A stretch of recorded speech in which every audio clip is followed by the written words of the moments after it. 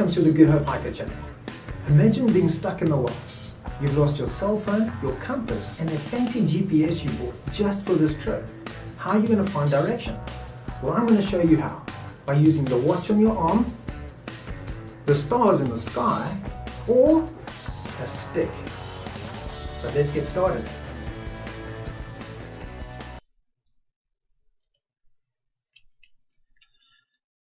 If you're lost in the wild, or even in the city, finding where the basic compass points are without a compass is very handy. From there you can orientate further with a map or even a city information guide. So regardless of northern or southern hemisphere, the sun will always rise in the east and set in the west.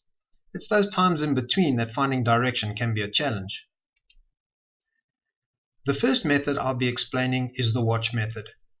There are slight differences between the northern and southern hemispheres when using this technique, but it's easy enough to remember. You can use any watch, as long as it has numbers, an hour and minute hand, so it's your basic analog watch, and of course it needs to be accurately set. A kid's watch will work just as well. Okay, so let's start with the northern hemisphere. Step 1. Hold the watch horizontally to the ground. Step 2. Point the hour hand at the sun. Step 3. Then draw an imaginary line between the hour hand and the number 12. This imaginary line, depicted here in blue, is the north-south line. If you are using daylight savings time, then use the number 1 instead of the 12. And it's as easy as that. Now for the southern hemisphere. Step 1. Same as before, hold the watch horizontally to the ground.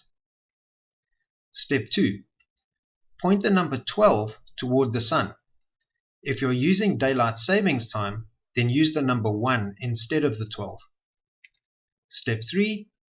Draw an imaginary line, depicted here in blue, between the 12 and the hour hand. This imaginary line is the north-south line, and you're done. Now for the shadow stick method. This can be used no matter where you are in the world because it relies on the fact that the sun moves from east to west across the sky. First of all, find a stick that is as straight as possible with good length. The longer the stick, the easier it will be to see the shadow movement. Then stick it upright into a clear piece of ground with no bushes or shrubs around. The ground should also be as level as possible. You want to see a clear shadow being cast on the ground. Once the stick is in place, mark the tip of the shadow with a small stone, or anything else that you can find to mark that point. Then wait 15 minutes. The shadow will move from west to east in a curve around the stick. After 15 minutes, mark the new position of the shadow's tip with another small stone or any other object. Then draw a straight line on the ground between the two marks. This is the approximate east-west line. From that point, you know the approximate positions of all the other compass points. Now for using the stars. I'm going to take you through the north and the southern hemispheres, but I also want to include the equator. Depending on the time of year, the Orion constellation is visible from both hemispheres at the equator. So it's pretty much a permanent feature on the equator. You need to look for Orion's belt. Orion has several stars, but the belt consists of 3 stars in a row running from east to west. You then draw an imaginary line from the middle star in the belt to the ground.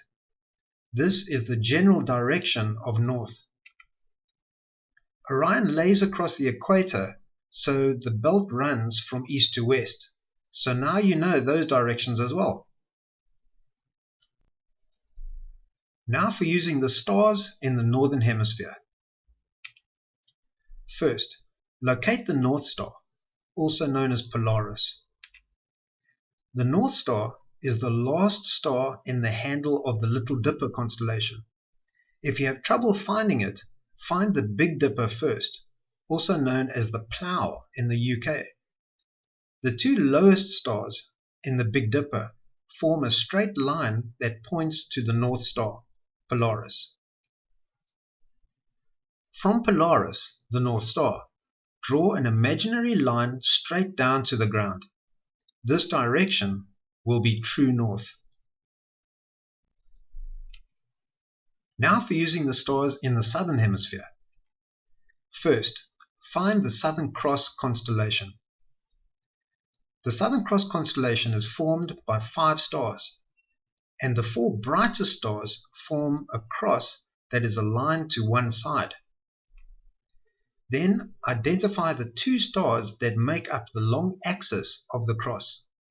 These stars form a straight line which points to an imaginary point in the sky, which is above the South Pole. Follow the imaginary line down from the 2 stars 5 times the distance between them. Then draw an imaginary line from the end point to the ground. This is true south. True north will then be behind you. And that's it. Thanks so much for watching, and please subscribe and hit the bell for future upload notifications.